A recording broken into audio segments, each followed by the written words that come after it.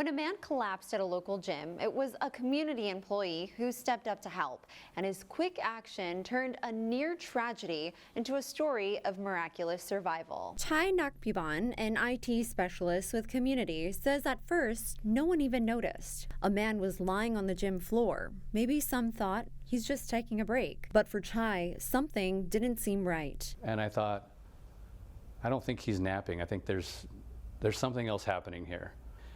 It appeared as if he was having a seizure. And still no one was reacting. And I asked anyone, does anyone know him?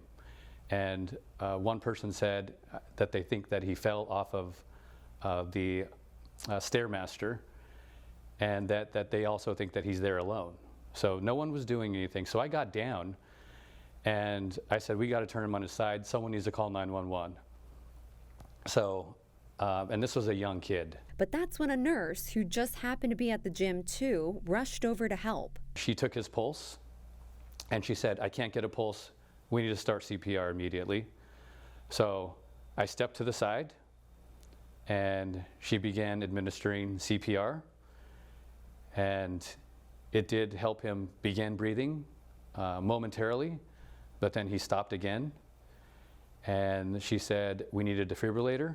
Chai found out this man was just 26 years old, and doctors later said he had a 90% blockage in his main artery. The news hit especially close to home for Chai. I have kids his age. I have twins that are 24 years old.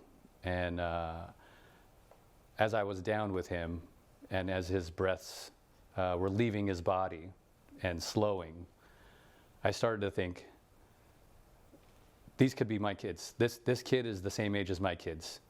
That's what it looks like. I was shocked. I was saddened. I thought with 99% certainty that I may have just watched him take his last breath. It's miraculous that he's alive. That is the most miraculous thing I've ever witnessed. Chai later found out the man's name is Jordan, and luckily he did pull through, surrounded by family. It's hard to describe how happy I am for him to be alive. It's not really something that you think about, that you're so happy for another individual to be alive, until you see that